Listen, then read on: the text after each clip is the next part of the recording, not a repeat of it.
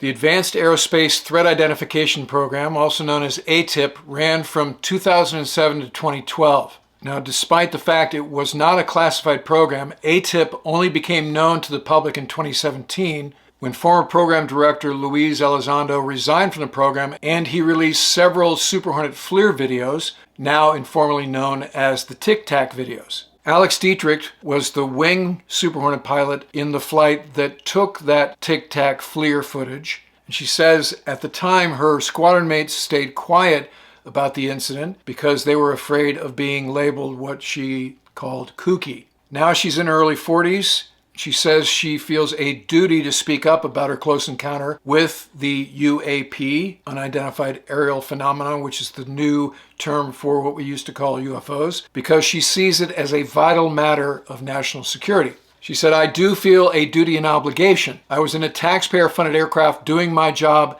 as a military officer." But she also admits there was hesitancy at the time. And she said, "Over beers, we've said, hey man, if I saw this solo, I don't know that I would have come back and said anything because it sounds so crazy when I say it."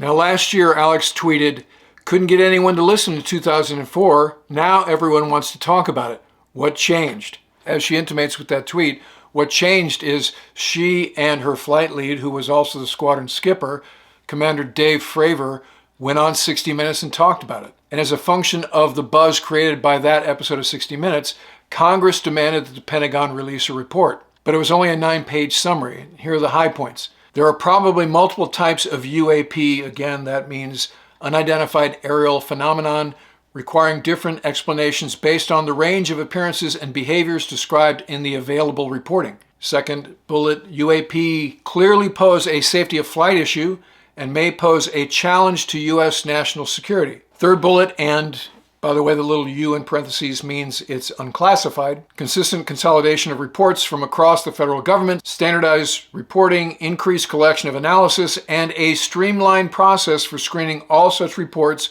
against a broad range of relevant government data will allow for a more sophisticated analysis of UAP that is likely to deepen our understanding. Now, at the same time that Elizondo went public with the existence of ATIP, the United States Bureau of the British tabloid The Sun filed a Freedom of Information Act request for any and all documents related to the program. It took 4 years. So on April 5th, 2022, a couple weeks ago, the U.S. Defense Intelligence Agency, also known as DIA, honored the request and released more than 1,500 pages to The Sun. This FOIA release contains some amazing insights. One is a report titled Anomalous, Acute, and Subacute Field Effects on Human and Biological Tissues, which is dated March of 2010. So this report describes alleged injuries to, quote, human observers by anomalous advanced aerospace systems, end quote. And it characterizes some of these as, quote, a threat to the United States interest, end quote. In this report, there are 42 cases from medical files and 300 unpublished cases where humans sustained injuries after alleged encounters with anomalous vehicles, which include UFOs. In some cases, humans showed burn injuries or other conditions related to electromagnetic radiation, some of them appearing to have been inflicted by, quote, energy related to propulsion systems. The report also notes cases of brain damage, nerve damage, heart palpitations, and headaches related to anomalous vehicle encounters. So Elizondo spoke to this in an interview with GQ a couple years ago. He said, "I've got to be careful. I can't speak too specifically, but one might imagine that you get a report from a pilot that says, Lou, it's really weird.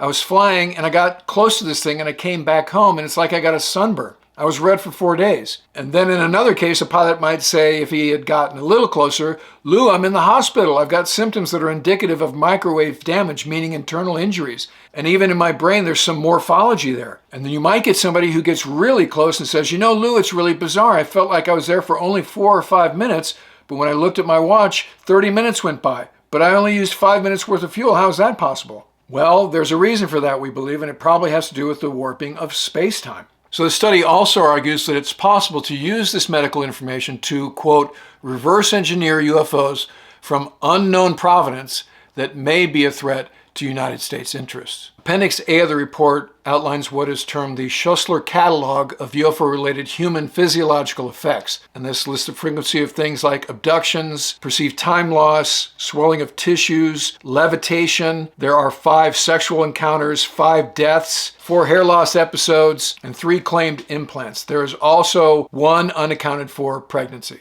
Another interesting part of the document categorizes this anomalous behavior with different ratings. First are the MA ratings, which describes behavior of a UFO. MA1 is a UFO has been observed, which travels a discontinuous trajectory. MA2 is MA1 plus any physical effects caused by the UFO. MA3 is 1 plus entities observed on board. MA4 is maneuvers accompanied by a sense of reality transformation for the observer. And MA5 is a maneuver that results in a permanent injury or death of the witness. Then there is what is called flyby ratings. Flyby 1, a simple sighting of a UFO traveling in a straight line. Flyby 2 is 1 accompanied by physical evidence. Flyby 3 is a flyby where the entities are observed on board, and it says in parentheses that's rare. Flyby 4 is flyby where the witness experienced a transformation of reality into the object or its occupants. And then flyby 5 is a flyby which the witness would suffer permanent injuries or even death. And then there's the close encounter rating. We talked about this in a previous episode when we were talking about the Hynek close encounter ratings. Close encounter 1 is the UFO comes within 500 feet of the witness, but without after effects suffered by the witness or the surrounding area. Close encounter 2 is 1 that leaves landing traces or injuries to the witness. Close encounter 3, entities observed on the UFO. 4 is the witness is abducted. And 5 is, like the other 5s, results in permanent psychological injuries or death. And then there's the AN rating. AN rating classifies anomalous behavior. 1 is anomalies which have no lasting physical effects. 2, anomalies which do have lasting physical effects. 3, anomalies with associated entities, ghosts, yetis, spirits, elves, and other mythical legendary entities. 4 is witness interaction with the AN3 entities. And 5 is anomalous reports of injuries and deaths. For instance, spontaneous human combustion. Sounds like the drummers in Spinal Tap. Unexplained wounds, as well as permanent healing that results from a paranormal experience. So even as the Sun's FOIA was just honored by DoD, the Pentagon has announced they've created a new dedicated unit that will explore UFOs called the Anomaly Surveillance and Resolution Office. Their mission is to probe whether or not the strange craft that have been reportedly buzzing the U.S. military are unknown technology from Russia and China, or potentially something more alien. Now, as regular viewers of the channel know, we've talked about UFOs before, and generally, they fall into 2 categories. One is like what we talked about in the Area 51 episode, which is there is a perfectly logical and reasonable explanation for UFO sightings. In the case of Area 51, it was the U-2 and A-12 programs. And the second category is what we dealt with in the Super Hornet sightings episode. And as we heard from Alex Dietrich, these are things that cannot be explained by rational people. So in terms of that category of sightings, the unexplained ones, as the Pentagon announced the existence of the Anomaly Surveillance and Resolution Office, they stated, quote, classified information exists that is highly pertinent to the subject, and only a small part of that classified literature has been released, end quote. Now it's awfully cryptic and sounds like there's more to follow here, so stay tuned. All right, that's going to do it for this episode. If you haven't already, please subscribe to my channel so you don't miss anything. Give me the likes and comment. Check the links below for merch, including Where to Get the Punks Trilogy, which has just been released as both a Kindle and as an audiobook. So check Amazon.com for all the details on that. If you'd like to help support the channel, please consider using the super thanks, the heart icon below, or become a patron at patreon.com/WartCarroll. In the meantime, I look forward to talking to you again very soon.